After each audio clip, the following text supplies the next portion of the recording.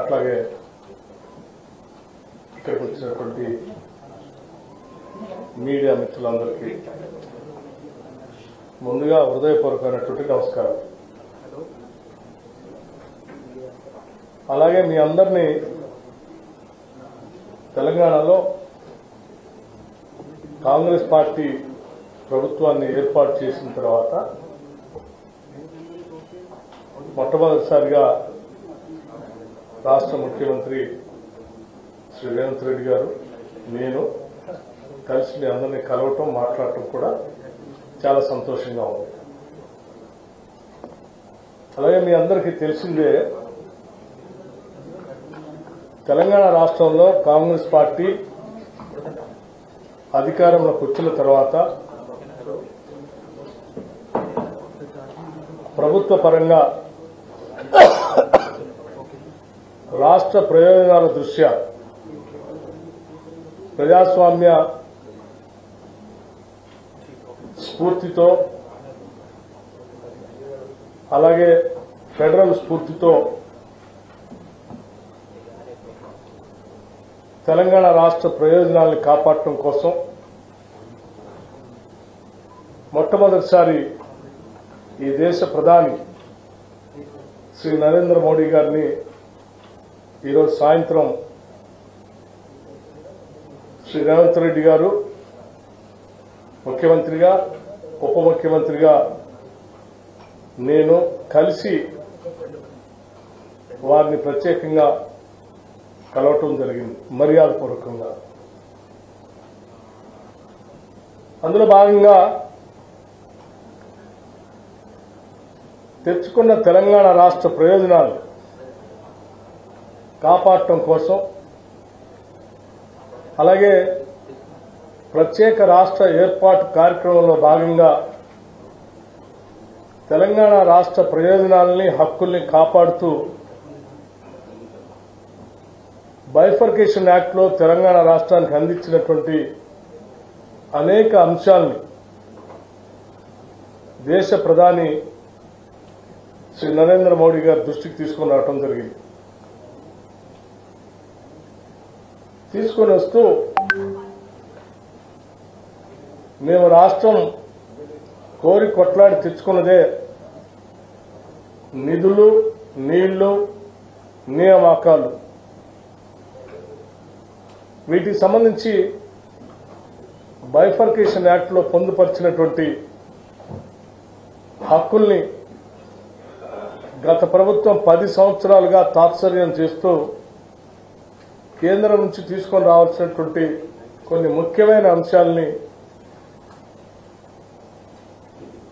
తీసుకొని రాలేకపోయింది. దయచేసి మేము మిమ్మల్ని కలుస్తూ ఆ అంశాలన్నింటినీ త్వరితగతిన తెలంగాణ రాష్ట్రానికి అందించవలసిందిగా వారికి విజ్ఞప్తి చేయడం జరిగింది. అందులో భాగంగా ప్రధానంగా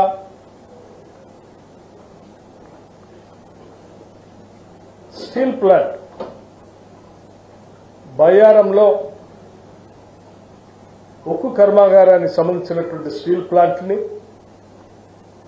అట్లాగే కాజీపేటలో రైల్వే కోచ్ ఫ్యాక్టరీ, అలాగే గత ప్రభుత్వంలో అంది ఇచ్చినటువంటి ఐటీఐఆర్కి సంబంధించినటువంటి ప్రాజెక్ట్ని వాటిని వెంటనే అందించడమే కాకుండా ఏ నీళ్ల కోసమైతే మేము పోరాటం చేశామో ఆ నీళ్లను తెలంగాణ రాష్ట్ర ప్రజలకు అందించడం కోసం ఒక జాతీయ ప్రాజెక్టుగా పాలమూరు రంగారెడ్డిని కూడా ఆనాటి బైఫర్కేషన్ యాక్ట్లో తెలంగాణ రాష్ట్రానికి ఒక జాతీయ ప్రాజెక్టు ఇస్తా అని చెప్పారు. దాంట్లో భాగంగా ఈ పాలమూరు రంగారెడ్డిని పరిగణలో తీసుకుని శాంక్షన్ చేయవలసిందిగా కోరుతూ, అలాగే ఒక ఐఐఎంని హైదరాబాద్కి శాంక్షన్ చేయవలసిందిగా, ఒక సైనిక్ స్కూల్ని తెలంగాణ రాష్ట్రానికి ఇవ్వవలసిందిగా, అట్లాగే నేషనల్ హైవే అథారిటీస్ సంబంధించి ఒక 14 ప్రపోజల్స్ అప్గ్రేడేషన్ కోసం మీ దగ్గర ఉన్నాయి, వాటిని పరిగణలో తీసుకొని వెంటనే శాంక్షన్ చేయవలసిందిగా, అలాగే రీఆర్గనైజేషన్ యాక్ట్ ప్రకారం బ్యాక్వర్డ్ ఏరియాస్కి సంబంధించినటువంటి డెవలప్మెంట్ సంబంధించిన ఫండ్స్ గత కొన్ని సంవత్సరాలుగా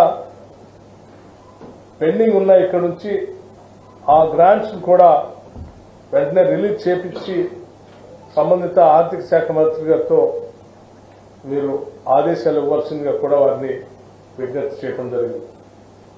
అందులో భాగంగానే 2019, 20, 2021, 22, 2022, 23, 2023, 24 సంబంధించి దాదాపు ఒక 1800 కోట్లు దాని పెండింగ్ ఉన్నాయి. వాటిని కూడా రిలీజ్ చేయమని అడిగాం.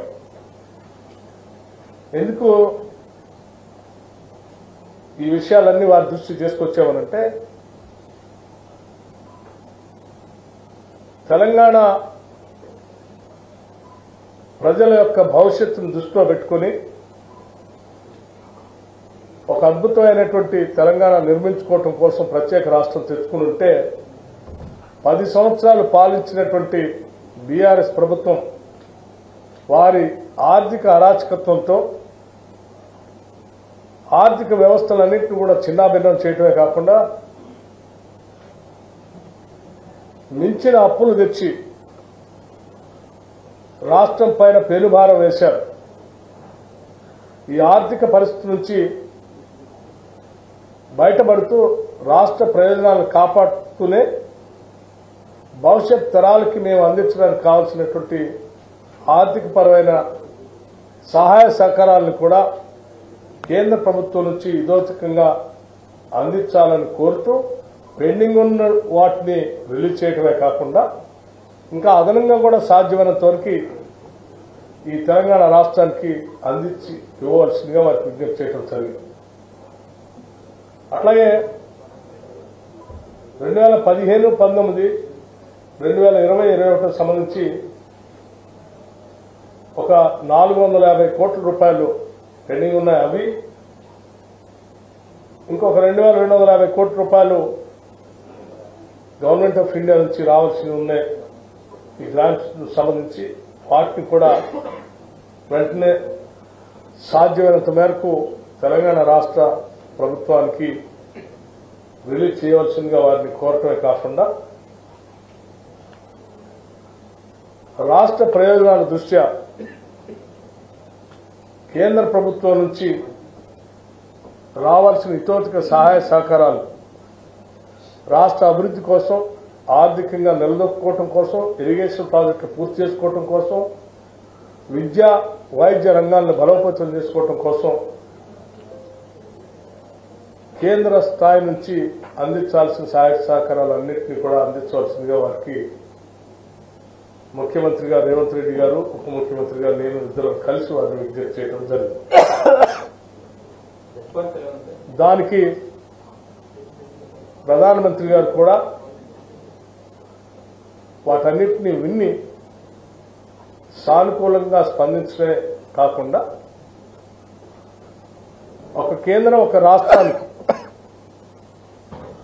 ఏ రకమైనటువంటి సహాయ సహకారాలు అందించాలో తప్పనిసరిగా ఆ స్థాయిలో, ఆ రీతిలో తప్పనిసరిగా తెలంగాణ రాష్ట్రానికి అందిస్తాం, పరిశీలిస్తామని కూడా వారు సానుకూలంగా స్పందించారు. రాష్ట్రానికి సంబంధించిన అంశాలకు సంబంధించి ప్రధాని ఏ అంశానికి సంబంధించి నేను చెప్పినటువంటి అంశాలకు సంబంధించి ఆర్థిక పరమైనటువంటి అంశాలు ఏవో పెండింగ్ ఉన్నాయో, ఇబ్బందులు ఉన్నాయో చెప్పినటువంటి అంశాలకు సంబంధించి మేము ఆల్రెడీ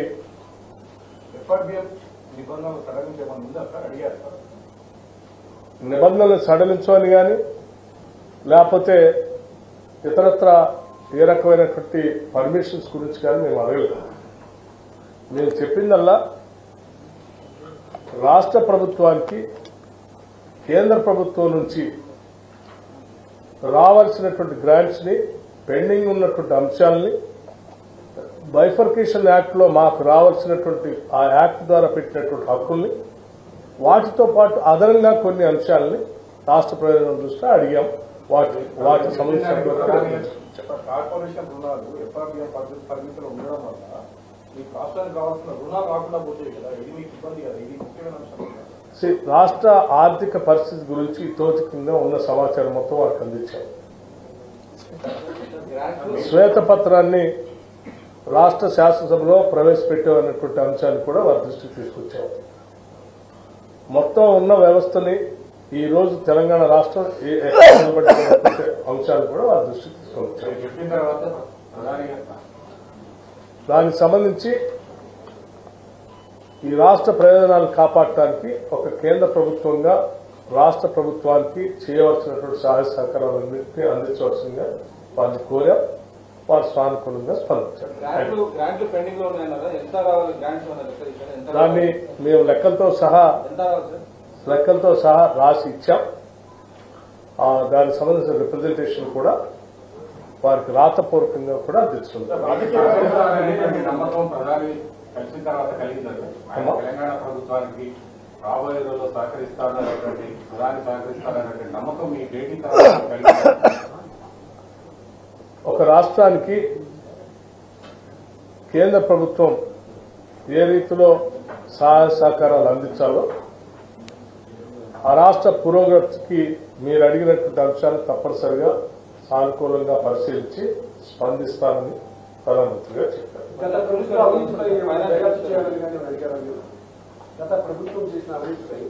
మేము ఏమేమి అంశాలు ప్రధానమంత్రి గారితో చెప్పామో మాట్లాడామో వాటన్నింటినీ ఇప్పటికీ స్పష్టంగా మీ అందరికీ వివరించారు.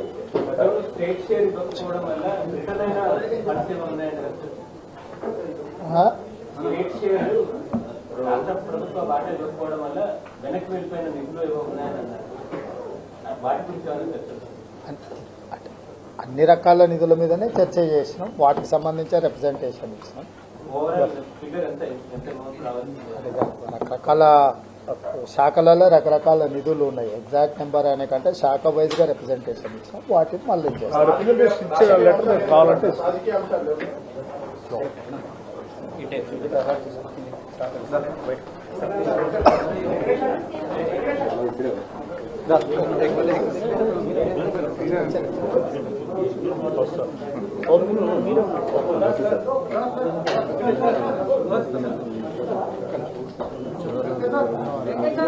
ఢిల్లీలో ఉండాలని అందులో చేస్తారని జవహర్లాల్ నెహ్రూ హైకోర్టు